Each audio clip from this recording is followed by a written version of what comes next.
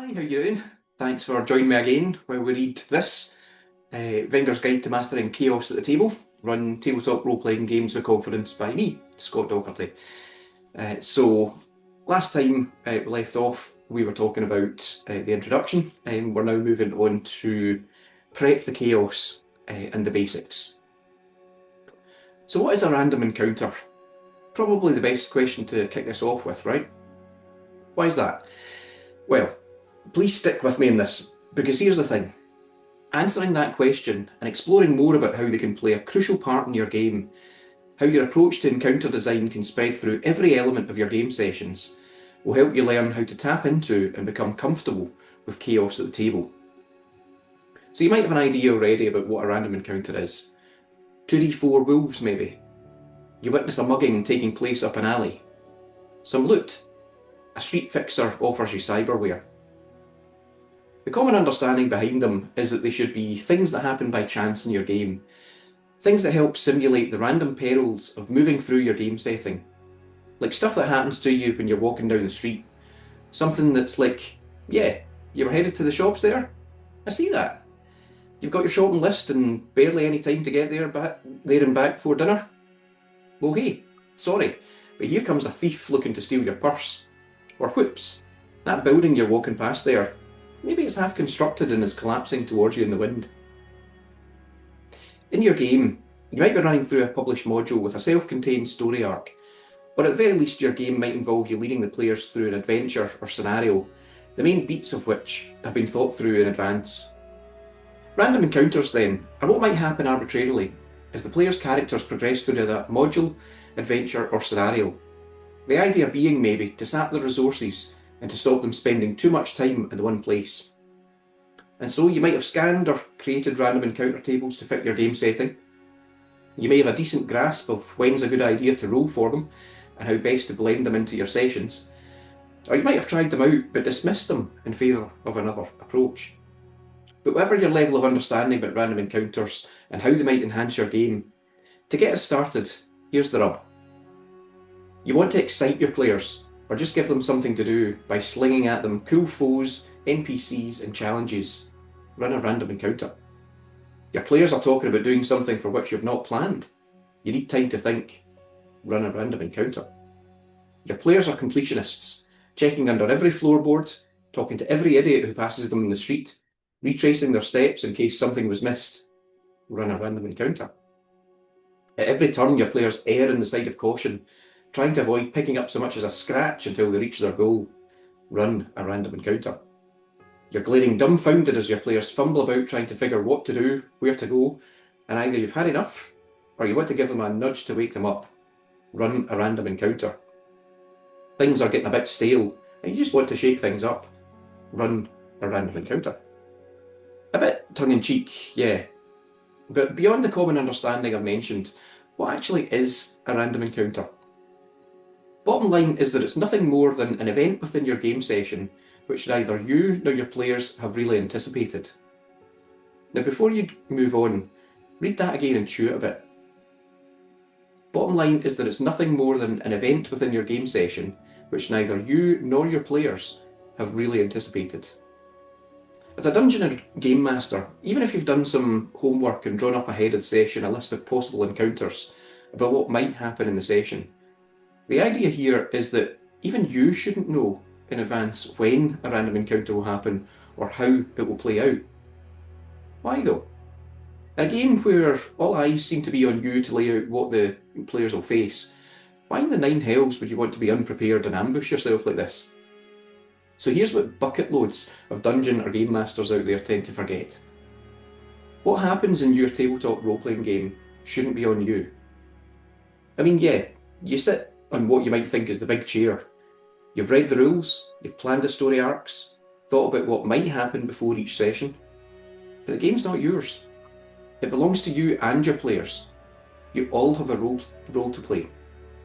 Your role is to present the hooks, the conflicts, to build suspense and growing uncertainty for the players, to outline the picture they need to go in and paint, and other such cliches. And then it's over to your players, albeit with your ongoing input, to shape a narrative out of what you present and how the dice roll. a shared narrative that both you and they will remember forever because you all had a very large hand in how it went down. In short, you need to let go a bit. If you're twisting yourself in knots trying to carve out story arcs that would fit snugly into a Shakespearean tragedy, you need to think a little differently. You ain't writing a book here. You need to think about the game not as something that would look breathtaking on paper, not as a reflection of your writing chops, and rather as a living, breathing creation that matures and refines and evolves and surprises in every single moment you all get together. And yeah, you need to get comfortable with the idea that no matter how much you prep, chaos will always find its way into the fabric of your story and rip its sturdier linear structure the hell to shreds, as it should. How amazing would it be, right, if this intricate story, this tale of highs and lows that you and your players develop over time, is one you could all look back on and think, geez, how the heck did that happen?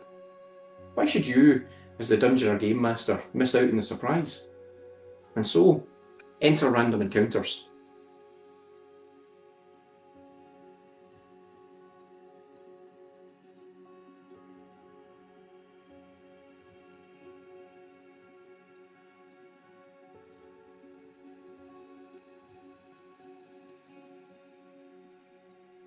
At its core, this little game you play wants you to hold collaborative, improvised storytelling above all else, with dice rolling and the presentation of settings and rules a mere tangential mechanic.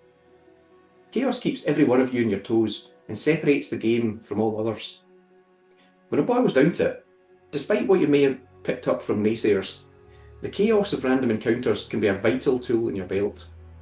They can add to or interrupt the plots you've planned. They can remind your players that both they and you are at the mercy of chaos. They can reveal to your players that the setting doesn't revolve around their characters, that as it does in real life, at any moment something might happen that reminds them to stay aware, that prompts them about what they're meant to be doing, that warns them not to dilly-dally, that forces them to make decisions and think carefully over the potential consequences. I mean, yeah, don't get me wrong, if they're not designed well or executed carefully, they can tend to become an unwelcome obstacle, a distraction to players trying to zero in on their overarching goals.